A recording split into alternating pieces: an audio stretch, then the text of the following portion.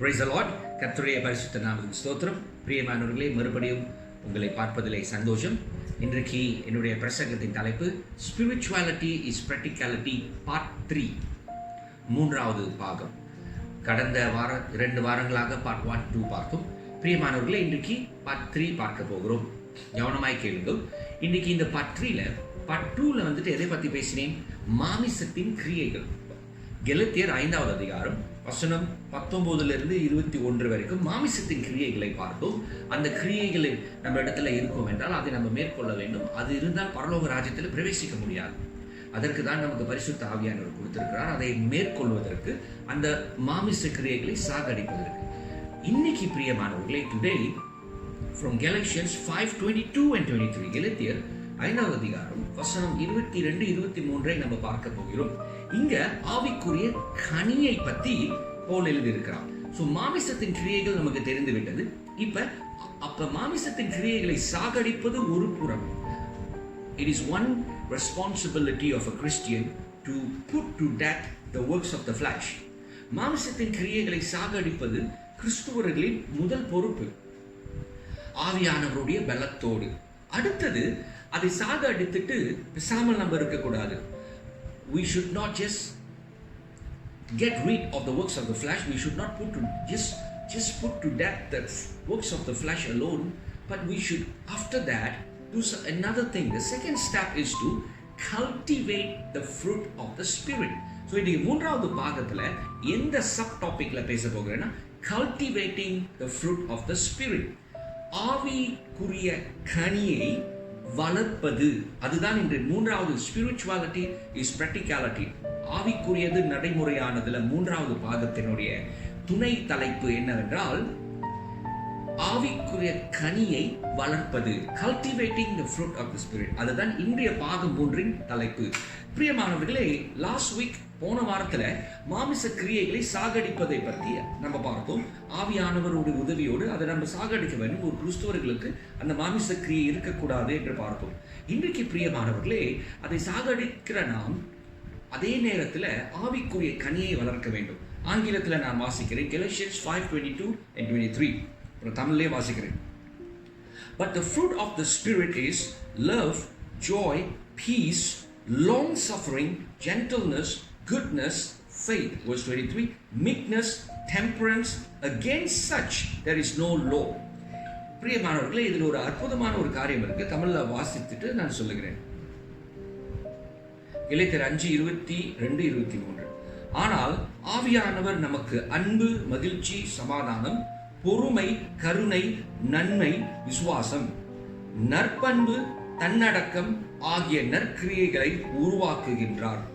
இவற்றை தவறு என்று எந்த சட்டமும் கூறுவதில்லை. அப்படின்னா வேதத்தின்படி எந்த சட்டமும் இப்படிப்பட்ட வாழ்க்கை வாழ்றவங்க தவறுன்னு சொல்லவே முடியாதாம். அந்த என்ன அற்புதமான காரியம் சொன்னா, against such there is no law. அப்படி என்றால் வேதத்தின்படி எந்த பிரமாணமும் நம்மளை குற்றம் சொல்ல முடியாது என்ற அர்த்தம். அப்படின்னா இந்த ஆவிக்குரிய கனியின்படி நம்ம வாழும்போது வேதத்தின்படி எந்த தேவ வார்த்தையையும் நம்மை குற்றப்படுத்த முடியாது. ஹல்லேலூயா. சோ பிரியமானவர்களே, இந்த ஆவிக்குரிய கனியை நாம் கல்டிவேட், அதாவது நாம் வளர்க்க வேண்டும். எப்படி வளர்ப்பது, அதை கடைசியாக நான் சொல்ல போகிறேன். அது நமக்கு தெரிந்த விஷயம்தான். எப்படி மாமிச கிரியைகளை சாகடிக்கிறோமோ அதே வல்லமையினாலே, அதே கிரியைகளினாலே தான் ஆவியிலே ஜீவிக்கும் போதுதான் ஆவியிலே வாழ முடியும். அதே ஆவியிலே ஜீவிக்கிற நாம் ஆவியிலே வாழும் போது மாமிச கிரியைகளை சாகடிக்க வேண்டும். ஒரு புறம், in one part we should put to death or we should destroy the works of the flesh, and another part we should cultivate the fruit of the spirit. இடது கையில ஒரு கிரியை, வலது கரத்தில் ஒரு கிரியை. ஒரு புறம் மாமிசத்தை கிரியைகளை சாகடிக்க வேண்டும், இன்னொரு புறம் ஆவிக்குரிய கனியை வளர்க்க வேண்டும். பிரியமானவர்களே, இந்த ஆவிக்குரிய கனியை நம்ம பார்த்து இதை நாம் கற்றுக்கொள்ள வேண்டும். போன வாரத்துல நாம் மாமிசத்தின் கிரியைகளை, இதெல்லாம் நம்ம கிட்ட இருக்கா? மாமிசத்தின் கிரியைகள் நம்ம கிட்ட இருக்கு, ஆனால் அது வெளிவராமல் அதை சாகடிக்க வேண்டும். ஆவிக்குரிய கிரியைகள் தான் வர வேண்டும் என்று சொன்னேன். அப்ப இதெல்லாம் எனக்குள்ளேயும் இருக்கு, உங்களுக்குள்ளேயும் இருக்கு. ஆனால் இந்த மாமிசத்தின் கிரியைகளை சாகடிக்கணும். அப்படின்னா அது கிரியை செய்யக்கூடாது. It must not work. we should put to death the works of the flesh.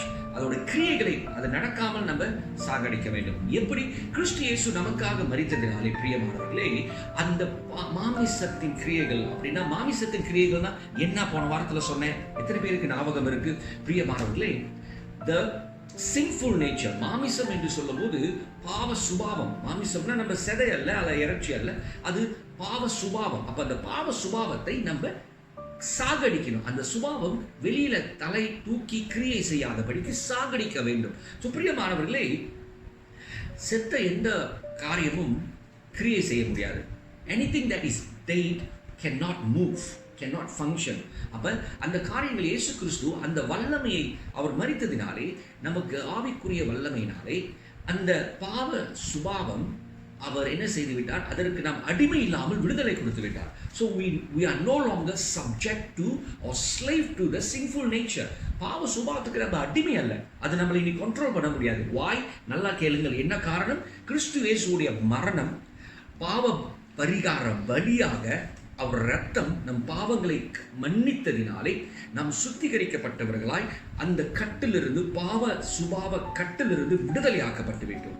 ஆனால் அந்த பாவ சுபாவம் நமக்குள்ள இருக்கு. ஆனால் அது நம்மளை இப்போது கண்ட்ரோல் பண்ணாது, அது நம்மை ஆளுகை செய்ய முடியாது. ஆனால் அது உள்ள இருக்கு நம்ம நேச்சர்ல. ஆனால் அது கிரியை செய்யாமல் அதை இப்ப நம்ம அதை சாகடிக்க முடியும். சாகடிக்க முடியும்னா அதை we can put it to death, மரணத்துக்கு. அப்படின்னா கிரியை செய்யாமல் சாகடிப்பது என்றால் என்ன தெரியுமா? அது கிரியை செய்யாதபடிக்கு நம்ம அதை வைத்திருப்பது. அதற்கு தான் ஆவிக்கேற்றபடி நம்ம வாழ்ந்தால்தான், ரோமர் புத்தகத்தில் எலேத்தியரில் நம்ம படித்தோம், ஆவியில நடக்கும்போது மாமிசத்தின் கிரியைகள் நம்ம சாகடிக்க முடியும். ஆவியில சிந்திக்கும் போது மாமிசத்தில் சிந்திக்க மாட்டோம், ஆவியில சிந்திக்கும் போது ஆவிக்குரிய வாழ்க்கை வாழ்வோம். இதெல்லாம் போன வாரம் சொன்னேன். பிரியமானவர்களே, இந்த ஆவிக்குரிய கனிகளை நம்ம பார்க்க போகிறோம். இதை நான் விளக்கிட்டு போன வாரம் அந்த பாவத்தை சொன்னது போல இப்ப கனியை நான் சொல்ல போகிறேன். முதல்ல நீங்கள் கற்றுக்கொள்ள வேண்டிய காரியம், இதை நல்லா நீங்க தெரிஞ்சுக்கணும். இன்னைக்கு கிறிஸ்துவ வாழ்க்கை என்பது ஆவிக்குரிய வாழ்க்கை. அது நடைமுறையானது. நடைமுறையாக நம்ம வாழ வேண்டும். இன்னைக்கு அநேக கிறிஸ்துவர்கள், அநேக சபைகளிலே இந்த காரியத்தை சத்ருவானவன் மறக்க செய்கிறான். எப்படி மறக்க செய்கிறான் என்றால், உலக பிரச்சனைகள், பண பிரச்சனைகள், குடும்ப பிரச்சனைகள், இந்த மாதிரியான அரசியல் பிரச்சனைகள், இதெல்லாம் நம்மளை பாதிக்க ஒரு வகையில பாதிக்கலாம். ஆனால் இதெல்லாம் நம்மளை பாதிக்க முடியும். ஆனால் அதை பாதிக்காமல் நம்ம பார்த்து கொள்ளவும் முடியும். அதை தான் கிறிஸ்துவர்கள் கற்றுக்கொள்ள வேண்டும். But sadly we have failed. தவறிவிட்டார்கள். கவலைக்குடைய ஒரு இடம் காரணம் பிரியமானவர்களே என்னவென்றால், ஆண்டவர் இயேசு கிறிஸ்து நமக்கு சொன்ன வார்த்தையின்படி, according to God's word, the words that Jesus taught us are life and spirit. If we were to commit ourselves to obey his word, then we will live a transformed life.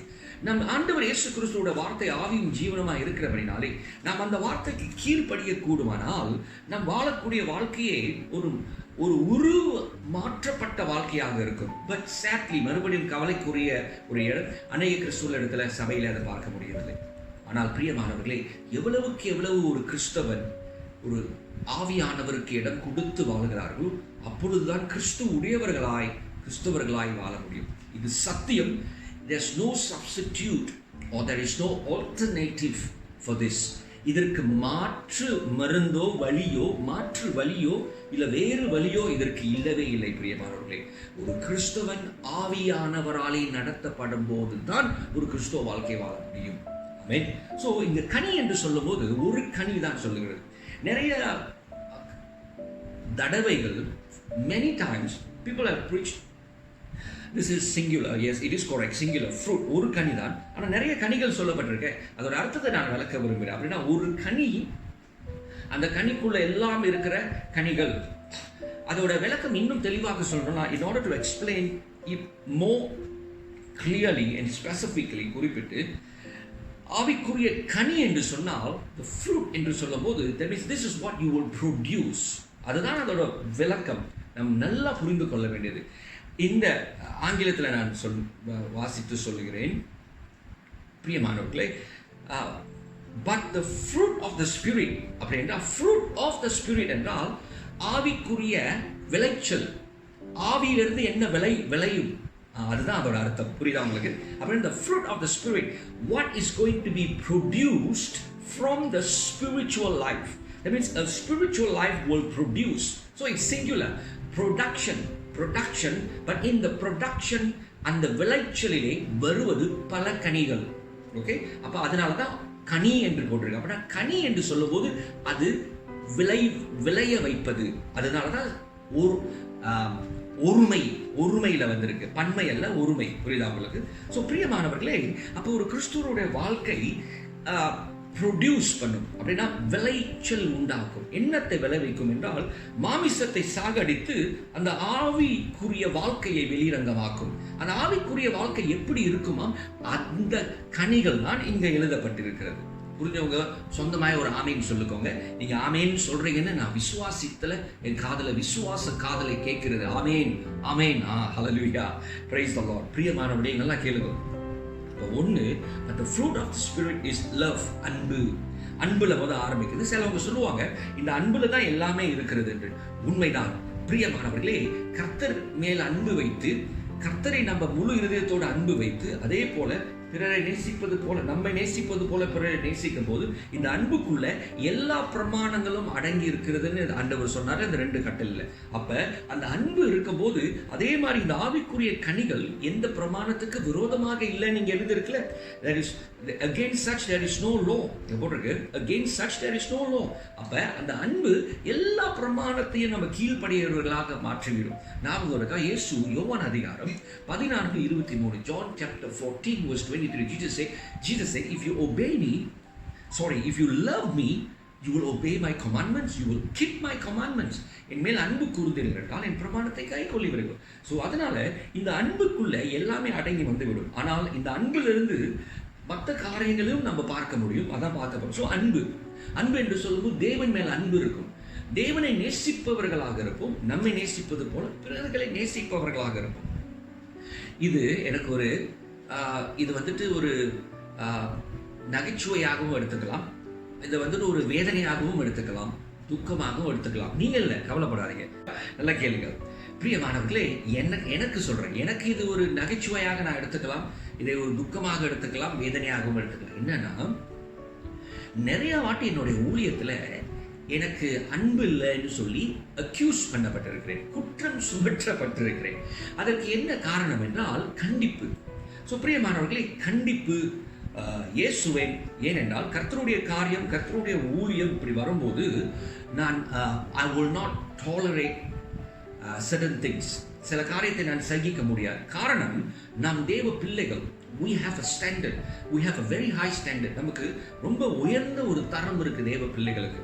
அதுவும் ஊழியம்னு வந்துட்டா, ஊழியம் அப்படின்னா என் கூட சேர்ந்து ஊழியம்னு நீங்க செய்யணும்னா அந்த ஊழியத்தை கரெக்டா நம்ம செய்யணும். பிரியமானவர்களே, நான் என்ன புதுசா சொல்லிட்டேன், நல்லா கேளுங்க. இன்னைக்கு உலகத்துல போனீங்கன்னா எவ்வளவோ rules and policies, rules and regulations இருக்கு, சட்டத்திட்டங்கள் இருக்கு. அவைகளை ஒழுங்காக நாம் செய்ய வேண்டும். சில வேற இடத்துலலாம் ரொம்ப கடினமான சட்டத்திட்டங்களை நீங்க ஃபாலோ பண்ணணும். அதை நீங்க ஃபாலோ பண்ணாட்டினா அதுக்கு இது வரும். அப்ப உலகத்துல இருக்கிற காரியமே அவ்வளவு கட்டுப்பாடு இருக்கு, டிசிப்ளின் இருக்கு. அப்ப கர்த்தருடைய பிள்ளைகள் சபையில நமக்கு டிசிப்ளின் இல்லை.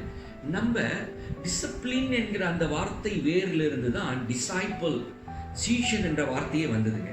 அப்ப டிசைபிளுக்கே டிசிப்ளின் இல்லாட்டினா அப்புறம் உலகத்திற்கு எப்படி வெளிச்சமா இருக்க போறோம், எப்படி உப்பாக இருக்க போகிறோம்?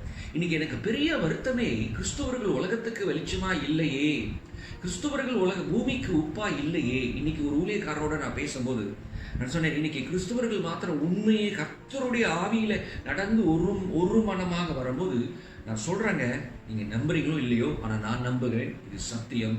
இந்த மலேசியாவை என்ன நான் நிறைய வாட்டி உங்களிடத்தில் சொல்லியிருக்கேன், வேதத்தை நீங்கள் தெரிந்து அதன்படி கீழ்ப்படிந்து வேதத்தை அறிவிலே கீழ்ப்படிந்து வாழ முடியும் என்றால் கிறிஸ்துவர்கள் இந்த உலகத்தை ஆட்சி செய்ய முடியும், ஆள முடியும். நம்ம மலேசியா வாழ்றது பெரிய விஷயமாங்க.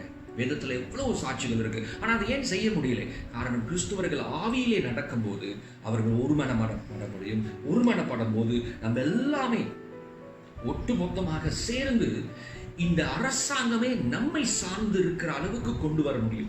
பிரியமானவர்களே, இப்ப இந்த பிரசங்கம் பண்ணும்போது எனக்கு என்ன தோணுகிறது என்றால், ஸ்பிரிச்சுவாலிட்டி இஸ் பிராக்டிகாலிட்டி பாகம் 4 அடுத்த வாரம் வரப்போகுதுன்னு எனக்கு தோணுது. அப்ப இதை குறித்து எப்படி நாம் மலேசியாவை ஆட்சி செய்ய முடியும் ஆவியானவருக்கு இடம் கொடுத்தால் என்பதை அடுத்த வாரத்தில் உங்களுக்கு நான் பிரசங்கம் பண்ணுகிறேன். நீங்க மலேசியாவை ஆட்சி பண்றோமோ இல்லையோ, ஆனால் உங்க வாழ்க்கையும் உங்க குடும்பத்தையும் கர்த்தருடைய ஆளுகைக்குள்ள நம்ம பிசாசை எதிர்த்து தேவ ராஜ்யத்துக்குள்ள நம்ம சந்தோஷமாய் வாழ முடியும். அதாச்சும் நடக்கட்டும் என்று ஜெபிக்கிறேன், பிரசங்கிக்கிறேன். கவனமாய் கேளுங்க.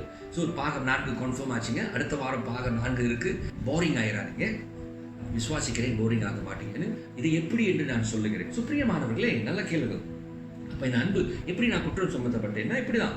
அப்ப இந்த காரியம் தவறு என்று சொல்லும் போது, அது கண்டிப்பாக சொல்லும் போது, கோபப்படும் போது அன்பு இல்லைன்னு அப்படின்னு சொல்லிடுறாங்க. இது வந்துட்டு அக்யூசேஷன், இது வந்து பழி சொல்லுது. இந்த மாதிரி நிறைய காரியங்கள் எனக்கு வந்துருக்கு. பிரியமானவர்களே, இயேசு பைபிள்ல கோபப்பட்டார், சாட்டி எடுத்தார். இது நமக்கு தெரியும். எதுக்கு கோபப்பட்டார்? ஆண்டரோட ஊழியம், ஆண்டரோட ஆலயத்தை தவறாக நடக்கும் போது அவர் அதை எடுத்துக்கொள்ளவில்லை. அதை வந்துட்டு அந்த கோபத்தை வெளிப்படுத்தி இது தெரியல என்று வெளிப்படுத்தினார். அது மாத்திரமல்ல, சில பரிசேயர்கள், சதுசேயர்கள், இவர்கள் எல்லாம் யூதர்கள், மோசேயோட பிரமாணத்தை கை கொள்ளுகிற வேத பண்டிதர்கள், வேதத்தை படி மற்றவர்கள் கற்றுக் கொடுப்பவர்கள், அவர்களை கூடி இயேசு எப்படி கடிந்து கொண்டார்? வெள்ளடிக்கப்பட்ட கல்லறை சுவர்களை பாருங்க. உங்களுக்கும் எனக்கும் வெள்ளடிக்கப்பட்ட கல்லறை சுவர்கள் என்று சொல்லும் போது நமக்கு ஒன்றும் இல்லை, நம்ம ரிலாக்ஸா அப்படியே சாந்தமா இருக்கிறோம். ஏன்னா நமக்கு அது நறுக்குன்னு சுருக்குன்னு இருக்காது. ஏன்னா நமக்கு அதோட முழு அர்த்தம் புரியலையே. ஆனால் யூதர்களுக்கு ஏன் இயேசுவை சிலுவையில் அடிக்கிற வரைக்கும் யூதர்களுக்கு இயேசு மேல கோபம் வந்தது? இதெல்லாம் ஒரு காரணம். இயேசு என்ன சொன்னாரு? நீங்கள் வெள்ளடிக்கப்பட்ட கல்லறை சுவர்களே என்று சொன்னார். உள்ள நாற்றம் அடிக்குது.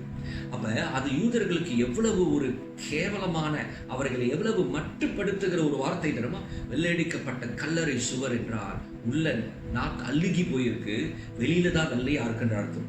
இப்ப உதாரணம் உங்களுக்கு கொடுக்குறேன். இன்னைக்கு நல்ல வார்த்தை கூடி தமிழ்ல சொன்னாலே நமக்கு நறுக்குன்னு அப்படி சுருக்குன்னு ஏறுதுல. உதாரணம், ஒழுங்கு. நீங்க ஒழுங்கா இருக்கணும் சொன்னா, ஏன் ஒழுங்க பத்தி நீங்க பேசுறீங்களா? ஒழுங்க பத்திலாம் நீங்க பேசாதீங்க அப்படின்னு நறுக்குன்னு வருது. பாத்தீங்களா? கேட்கிறேன், ஒழுங்குன்ற வாழ்க்கையில, ஒழுங்கு என்ற வார்த்தையில என்னங்க ஒழுங்கா இல்லை? ஆனா நமக்கு நறுக்குன்னு வருது. பாத்தீங்களா? அந்த மாதிரி. ஆனா ஒழுங்கு வார்த்தையே நமக்கு நறுக்குன்னு இருக்கு. வெள்ளடிக்கப்பட்ட கல்லறை சுவர்னா இயேசு சொல்லும் போது யூதர்களுக்கு எப்படி இருந்திருக்கும்? அவங்கள வந்து சொல்றா, உள்ளுக்கு உங்களுக்கு அழிவு போயிருக்கியா, வெளியில தான் வேஷம் போடுறீங்கன்னு அர்த்தம். இது அவங்களுக்கு நல்லா விளங்கும். அதனாலதான் அவங்களுக்கு அவ்வளவு ஆத்திரம் வந்தது. அது மாத்திரமல்ல, ஸ்தேவானை பத்தி சொன்னல முத பிரசங்கத்துல கல் எடுத்தாங்க. யோ ஸ்தேவானுக்கு அன்பு இல்லையா?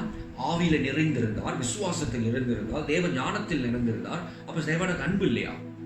பிரியமானவர்களே, அவர் அன்பு இருந்தனால்தான் இவங்களை மன்னியும் தெரியாம செய்யறாங்கன்னு சொன்னார். பிரியமானவர்களே, எனக்கும் அன்பு இருக்கிறனாலதான் என்ன அப்படிலாம் சொன்னவங்களெல்லாம் நான் மன்னித்து விட்டுட்டு வச்சிருக்கேன். நல்லா கேளுங்கள் பிரியமானவர்களே. அப்ப ஸ்டீவன் மேல அவ்வளவு ஆத்திரம் வந்து பல்ல கட்டிச்சாங்க. ஏன்னா அவ்வளவு ஆத்திரம் வந்துச்சு. ஏன்னா சத்தியத்தை சொன்னதுனால, உண்மையை சொன்னதுனால. அதனால அவங்களுக்கு அன்பு இல்லையா இயேசுவுக்கும் ஸ்தேவானுக்கும்? அப்ப இந்த மாதிரி தான் நிறைய என்னை நான் பழி சுமத்தப்பட்டிருக்கிறேன். ஆனா அதை பத்தி நான் கவலைப்படுறதே இல்லை. நல்லா கேளுங்க. ஆனால் உண்மையிலே தேவனுடைய அன்பு என்னவென்றால், பிரியமானவர்களே, ஒருவரும் கெட்டு போகாமல், நல்லா கேளுங்க, ஒருவரும் கெட்டு போகாமல் நித்திய ஜீவனை அடையும்படிக்கு அவரை தந்தருளி இவ்வளவாய் உலகத்தில் அன்பு கூர்ந்தார். பாருங்க, இயேசு கிறிஸ்து ஒருவரும் கெட்டு போக கூடாதுன்னு சொல்லி தானே சிலுவையில மரித்தார். அப்ப ஆண்டோட அன்பு ஒருவரும் கெட்டு போக கூடாது என்கிற எண்ணத்துலதான் இயேசு கிறிஸ்து அந்த சத்தியத்தை சொல்லி அவங்க பாவத்தை உணர்த்துவதற்கு, அவங்க தவறை குற்றத்தை உணர்வதற்கு, அவங்க மனம் திரும்புவதற்கு கடினமாக பேச வேண்டிய நேரத்துல கடினமாக பேசினால்தான் உரைக்கும். இப்ப ஆங்கிலத்தை சொல்லுவாங்க திக் ஸ்கின், தமிழ்ல வந்து எரும மாட்டு தோல்னு சொல்லுவாங்க. பிரியமானவர்கள், எரும மாட்டு தோல் மேல வந்து ஏதாச்சும் உட்காந்தா அதுக்கு ஒன்றும் உணர்வு இருக்காதான். அப்ப அதை நறுக்குன்னு சொன்னாதான் அதுக்கு உணர்வு வரும். அது எதுக்கு? உணர வைப்பதற்கு. இன்னும் சொல்ற தெளிவா நல்லா கேளுங்க. Pain is a stimulus. அப்படின்றால் வலி என்பது நம்மளை ஒரு உணர்த்துகிற, தூண்டி விடுகிற ஒரு காரியம். வலி பெயின். இன்னைக்கு நமக்கு பெயின் இருக்கிறது தானே நல்லது. நமக்கு வலி இல்லாட்டினா சில இடத்துல காயப்பட்டாலும் நமக்கு தெரியாது, காயப்பட்டு கூட தெரியாத மாதிரி இருக்கும்.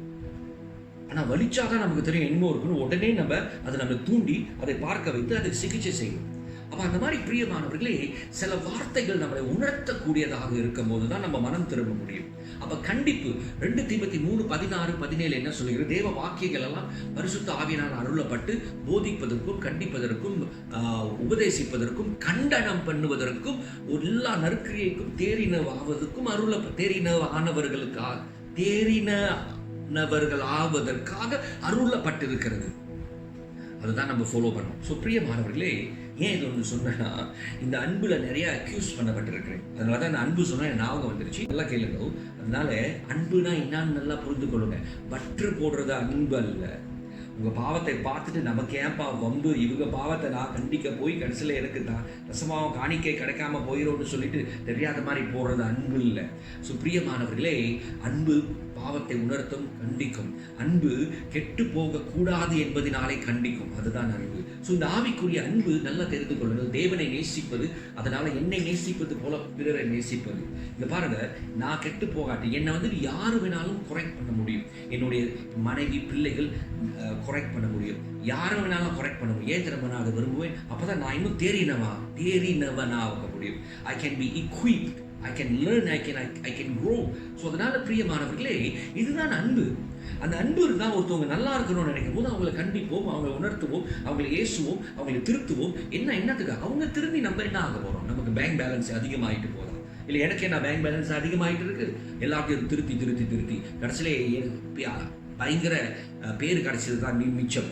எனக்கு நிறையா சேர்ந்துச்சு, கெட்ட பேர் தான் சேர்ந்துச்சு, பேங்க் பேலன்ஸ் சேரல. பிரியமானவர்களே, கவனமாக கேளுங்கள். இந்த அன்பு என்ன செய்யுமா? நமக்குள்ளே தேவன் மேல அன்பு இருக்கும், அதே போல நம்ம நேசிப்பது போல பிறர் மேல் அன்பு இருக்கும். இதுதான் கனி. அடுத்தது ஜோய் என்று சொல்லும் போது மனமகிழ்ச்சி. அது உள்ள இருந்து வருகிற ஒரு காரியமாக இருக்கும். அப்படின்னா நம்ம உள்ள இருந்து வருகிறது, வெளியில உள்ளதல்ல. பிரியமானவர்களே, இன்னைக்கு எவ்வளவு பிரச்சனை நடந்தாலும் பரிசுத்த ஆவியானவர் நமக்குள்ளே மனமகிழ்ச்சியை கொடுப்பார். ஹல்லேலூயா. ஆவியானவர் நமக்குள்ள மனமகிழ்ச்சியை கொடுக்கிறவராக இருக்கிறதுனாலே, ஆவியானவர் நமக்குள்ளே ஜீவிக்கும் போது, நடத்தும் போது இந்த கனியை நம்ம வாழ்க்கையில பார்க்க முடியும். அடுத்தது பீஸ், சமாதானம். எந்த புத்தி கெட்டாத சமாதானம் நமக்கு வரும். ஹல்லேலூயா. அடுத்தது லாங் சஃபரிங்னா நீடிய பொறுமையாக இருக்கும். ஹல்லேலூயா. அப்படின்னா அநேக காரியத்தை சகித்து ஆண்டவர் கிரியை செய்யற வரைக்கும் காத்திருக்க முடியும். அடுத்தது ஜென்டில்னஸ். அப்படின்னா தமிழ்ல பார்க்குறேன், ஜென்டில்னஸ் இங்க என்ன எழுதியிருக்கு? பொறுமை தான் லாங் சஃபரிங். ஜென்டில்னஸ் கருணை. அப்ப கருணை உள்ளவர்களாக இருக்கும். ஜென்டிலா அப்படின்னா மற்றவங்க இடத்துல கருணை காட்டவர்களாக இருக்கும், மற்ற இடத்துல ஜென்டிலா நம்ம இருப்போம். அடுத்தது குட்னஸ், நற்பண்பு உள்ளவர்களாக இருக்கும். நல்ல பண்பு இருக்கணும். இன்னைக்கு கிறிஸ்தவ இடத்துல நல்ல பண்பு இருக்க மாட்டேது.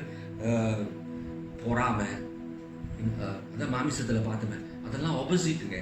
நல்ல பண்பு இருக்கணும், கெட்ட எண்ணம் இருக்கக்கூடாது. அதெல்லாம் மாமிசத்துல பார்த்தோம். அடுத்தது பிரியமானவர்களே, ஃபெய்த். இங்க பாருங்க, விசுவாசம். அப்படின்னா இந்த ஆவிக்குரிய கனியில ஒரு விசுவாசம். அப்புறம் என்னைக்குமே கர்த்தர் மேல அந்த நம்பிக்கை நமக்கு இருந்து கொண்டே இருக்கும். ஆவியானவர் நமக்கு அந்த விசுவாசத்தை தூண்டுகிறவராகவே இருப்பார். இது ஆவிக்குரிய கனி. அடுத்தது மீக்னஸ். அப்படின்னா தமிழ்ல மீக்னஸ் 23 நற்பண்பு அப்படின்னு போருக்கு. கருணை, நன்மை, நற்பண்பு. ஓகே, அதுதான் மீக்னஸ். மீக்னஸ்னா நற்பண்புன்னு சொல்லும் போது மீக்னஸ்னா அமைதியாக இருப்பது. ஓகே, அடுத்தது தன்னடக்கம், செல்ஃப் கண்ட்ரோல். ஆங்கிலத்திலிருந்தே தமிழ்ல சொல்லுவேன். ஓகே, டெம்பரன்ஸ்னா செல்ஃப் கண்ட்ரோல். அப்படின்னா தன்னடக்கமாக இருப்போம். அப்படின்னா நம்ம மற்ற காரியத்தில் நம்ம மாமிசத்திற்கு இடம் கொடுக்காமல் செல்ஃப் கண்ட்ரோல், இச்சை அடக்கம். ரைட், இது இச்சை அடக்கமாக நம்ம இருப்போம். ஓகே, அடுத்தது பிரியமானவர்களே, இப்படிப்பட்டவைகளுக்கு விரோதமான பிரமாணம் இல்லை. பிரியமானவர்களே, இப்ப பாருங்க, மாமிசத்தின் கிரியைகள் அப்படின்னா பாவ சுபாவத்தின் கிரியைகள் என்ன நமக்கு தெரிஞ்சிருச்சு. இப்ப அதே மாதிரி ஆவிக்குரிய கனி, ஆவிக்குரிய வாழ்க்கையில என்ன வரும் நமக்கு தெரிஞ்சிருச்சு. அப்ப இன்னைக்கு நம்மளுடைய வாழ்க்கையில எப்பொழுதுமே இது ரெண்டையும் வைத்து பார்த்து நம்ம எது அதிகமாய் நமக்குள்ளே கிரியை செய்கிறது என்று உணர்ந்து அதற்கேற்றபடி மாமிச கிரியைகளை சாகடிக்கணும். இந்த ஆவிக்குரிய கனியை வளர்க்க வேண்டும். பிரியமானவர்களே, ஹல்லேலூயா. பிரியமானவர்களே, இப்ப இந்த ஆவிக்குரிய கனி வளர்ப்பது எப்படிதான் நான் சொல்லி முடிக்க போகிறேன். கவனமாய் கேளுங்கள். இன்னைக்கு கடைசி காலம் என்று நம்ம சொல்லிக் கொண்டு இருக்கிறோம், உண்மைதான். ஆனால் இந்த கடைசி காலத்துல இன்னும் அதிகமாய் பிரியமானவர்களே, நம்மளுடைய வாழ்க்கையில இந்த ஆவிக்குரிய வாழ்க்கை நம்ம அதிகமாக கல்டிவேட் வளர்க்க வேண்டும். ஏன்னா இப்பதான் நம்ம இன்னும் ஸ்ட்ராங்கா, இன்னும் பலமா, இன்னும் வல்லமையா இருக்க வேண்டிய ஒரு முக்கியமான காலகட்டத்துக்குள் வருகிறோம். அப்படா இன்னைக்கு எவ்வளவு அப்படின்னா வேதத்துல நாட்கள் பொல்லாதவைகள் ஆனபடினால காலத்தை பிரயோஜனப்படுத்திக் கொள்ளுங்கள், எழுதிற 5:16. அதே போல எல்லாவற்றுக்கும் முடிவு சமீபமா இருக்கிறதுனால நீங்க தெளிந்த புத்தி உள்ளவர்களாய் ஜபத்துல இருங்கள் என்று 1 பேதுரு 4:7 எழுதப்பட்டிருக்கிறது. பிரியமானவர்களே, இதெல்லாம் நம்ம ரொம்ப முக்கியமாக கவனிக்கணும். அப்ப இந்த கடைசி காலத்துல நம்ம ஆவிக்குரிய வாழ்க்கையில நம்ம இன்னும் அதிகமாய் ஆவிக்குரியவர்கள் ஆகும்போதுதான், நம்ம அதிகமாய் ஆவியானவருடைய வல்லமையில நடத்தப்படும் போது the more we are empowered by the Holy Spirit. நான் ஒரு part 1ல பேசினேன், என்னது empowered to live a Christian holy life, empowered to serve God according to His calling, empowered to even die if it is necessary for our faith. அப்பனா பரிசுத்த ஆவியின் வல்லமையினாலே பரிசுத்த கிறிஸ்துவ வாழ்க்கை வாழ்வதற்கும் நம்மளுடைய அழைப்பு நோக்கத்தை நிறைவேற்ற அந்த வல்லமை இருப்பதற்கும், அடுத்தது தேவைப்பட்டால் விசுவாசத்துக்காக மரணத்தை சந்திக்க வேண்டும் என்னாலும் அதற்கான வல்லமை நமக்கு அதிகமாய் வேண்டும். அப்ப இந்த ஆவியானவர் நம்ம நடத்தி ஆவியில நடக்கும் போது பிரியமானவர்கள், எவ்வளவு ஆவிக்குரிய கனியில வளர்ந்து கொண்டே போகிறோமோ அவ்வளவு பலன் உள்ளவர்களாக இருப்போம். we will be very powerful. அவ்வளவு வல்லமை உள்ளவர்களாக நம்ம இருப்போம் பிரியமானவர்களே. அப்ப இந்த ஆவிக்குரிய கனி சாதாரணமாக நினைக்காமல் மாமிசத்தை ஜெயித்து ஆவிக்குரிய கனியை வளர்க்க வேண்டும். எப்படி வளர்க்க போகிறோம் பிரியமானவர்களே? பார்ட் 1ல சொன்னதை எல்லாத்தையும் சேர்த்து, போன வாரம் சொன்னதும் சேர்த்து நான் சொல்லுகிறேன். நம்மளுடைய ஆவிக்குரிய ஜபம் அப்படின்னா, ஆவிக்குரிய ஜபம் அந்நிய பாஷையில் அதிகமாய் praying in the spirit. யூதா புத்தகத்துல ஜூட்ல pray in the spirit னு போட்டிருக்கோம். அப்படின்னா ஆவியிலே ஜெபிப்பதுன்னா அந்நிய பாஷையில ஜெபிப்பது. அப்படின்னா ஆவியில ஜெபிப்பதுன்னா தேவ வார்த்தையை வைத்து ஜெபிக்கும் போது ஆவியில நம்ம ஜெபிக்கலாம். ஆனால் அந்நிய ஆவிக்குரிய முடியலன்னா அந்நிய பாஷையில அதிகமாக ஜெபிப்பது. அது சொல்லிட்டேன். போன வாரத்தில் சொன்னேன்னா, நம்மளுடைய தேவ வார்த்தை நமக்குள்ள அதிகமாய் போக போக போக நம் சிந்தனை ஆவிக்குரியதாக மாறி ஆவியிலே சிந்திப்பவர்களாகும். எப்படின்னா தேவ வார்த்தையின்படி சிந்திக்கும் போது, ஆவிக்குரியதை சிந்திக்கும் போது ஆவிக்குரிய காரியத்தை செய்வோம். மாமிசத்துல சிந்தித்தால் மாமிசத்தை தான் கிரியைகள் செய்வோம். அப்ப தேவ வார்த்தை அதிகமாய் நாம உட்கொள்ள வேண்டும். மனுஷன் வெறும் அப்பத்தினால் மாத்திரமல்ல, man shall not live by bread alone but by every word that proceeds from the mouth of God. வாயிலிருந்து, தேவனுடைய வாயிலிருந்து புறப்படுகிற ஒவ்வொரு வார்த்தையினாலும் பிழைப்பான் என்று வேதம் சொல்லப்பட்டிருக்கு. பிரியமானவர்களே, the word of God will transform your mind, your thoughts. எண்ணங்கள் அது உங்களை ஆவிக்குரிய சிந்தனையாக மாறும். இதை சொன்னேன். இன்னைக்கு பிரியமானவர்களே, இன்னொரு காரியத்தை நான் சொல்ல போகிறேன். ஆவிக்குரிய ஜபம். நீங்க பாருங்க, மற்ற ஜபம்லாம் ஆவிக்குரியது இல்லைன்னு சொல்ல, ஆனா முக்கால்வாசி மற்ற ஜபத்துல மற்றவங்களுக்காக ஜபிப்போம், நம்ம தேவைக்காக ஜபிப்போம். ஆனா அந்நிய பாஷையில ஜபிக்கும் போது நம்மளோட ஆவிக்குரிய மனுஷனை நம்ம சார்ஜ் பண்ணுகிறோம், போனை சார்ஜ் பண்ணுற மாதிரி பலப்படுத்துகிறோம். we update our spirit man and we get the power. வல்லமை அடைகிறோம் பிரியமானவர்களே. அப்ப வேத வசனத்தை நாம் சாப்பிடும் போது உணவாக அதை என்ன செய்கிறது? நம்மளுடைய ஆவிக்குரிய nourishment அப்படின்னா ஆவிக்குரிய சத்து நமக்கு கொடுக்கிறது. சத்து உணவு மாதிரி நியூட்ரிஷன்ஸ், அந்த மாதிரி ஆவிக்குரிய nourishment, nutritions. The word of God is nutritious. சத்துள்ளது. அது ஆவிக்குரிய சத்தை நமக்கு கொடுக்கிறது. ஹல்லேலூயா. அடுத்தது மூன்றாவது பிரியமானவர்களே, இன்னைக்கு நான் சொல்ல போகிறது கீழ்ப்படிவது. இது நிறைய வாட்டி கீழ்ப்படுதலை பற்றி பேசுறீங்க. ஆனால் இங்கே கீழ்ப்படுதல் எப்படி வருகிறது நல்லா கேளுங்க.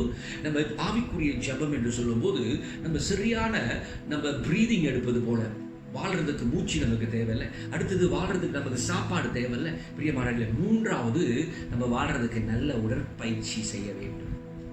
நல்லா கேளுங்க. we have to exercise. we need to have good breathing. we need to breathe, right? Okay, this breathing you can consider as rest. தூங்குவது போல நல்ல ரெஸ்ட் வேணும். அப்ப ஸ்பிரிட்ல ஜபிப்பது ஆவியில நம்ம இலை ரெஸ்ட் எடுக்கிற மாதிரி. அப்படின்னா ரெஸ்ட்னு சொல்லும்போது we are really comforted. அதனால தான் he is a comforter, தேற்றரவாளன். அப்ப அந்நிய பாஷையில ஜபிக்க நம்ம ஆவி பக்தி விருத்தி வரும்போது நமக்கு ஒரு பெரிய கம்ஃபர்ட் அண்ட் ஸ்ட்ரென்த் வரும். அப்ப அது ரெஸ்ட் எடுக்கிற மாதிரி. அப்புறம் சாப்பாடு தேவனுடைய வார்த்தை. நல்ல ரெஸ்ட், நல்ல சாப்பாடு, நல்ல எக்ஸசைஸ், இது மூணும் ஒரு மனுஷனுக்கு சரீர பிரகாரமான ஆரோக்கியம். You cannot substitute one another. You cannot substitute good food eating habits with rest, sleeping, or you cannot substitute sleeping with exercise. இது மூணுமே நீங்க செய்யணும். அதே மாதிரி பிரியமானவர்களே, இது மூணுமே நீங்க ஆவியில ஜெபிப்பது, ஓகே, அது நல்ல ஆவியில ரெஸ்ட் எடுக்கிறது மாதிரி, இல்ல மூச்சு விடுற மாதிரி நம்ம நினைச்சுக்கலாம். ஆனா ரெஸ்ட் தான் சரியா வரும். ஓகே, அடுத்தது நல்ல சாப்பாடு நீங்க சாப்பிடணும், ஆண்டோட வார்த்தை. மூணாவது பிரியமானவர்களே, எக்ஸசைஸ், உடற்பயிற்சி தான் உங்க கீழ்ப்படிதல். எப்படின்னா, ஒவ்வொரு தேவனோட வார்த்தை உங்களுக்கு சிந்தையில வந்த பிறகு நீங்க அந்த வார்த்தையை கீழ்ப்படியும் போதுதான் you are exercising your faith. உங்கள் விசுவாசத்தை அங்கதான் பயிற்சி செய்கிறீர்கள். உடற்பயிற்சி போல ஆவிக்குரிய பயிற்சி எப்படி தெரியுமா வருது? நீங்க தேவ வார்த்தைக்கு கீழ்ப்படியும் போது சூழ்நிலைகள் பிரச்சனை, இது பிரச்சனை, ஆனாலும் கர்த்தருடைய சத்தியத்துக்கு கீழ்ப்படியும். அப்ப கீழ்ப்படியும் போது there resistance, அப்புறம் எதிர்ப்பு வருகிறது. ஆனா அந்த எதிர்ப்பிலும் கர்த்தருக்கு கீழ்ப்படியும் போது அங்கதான் நீங்க எக்ஸசைஸ் செய்றீங்க. resistance will build your muscle.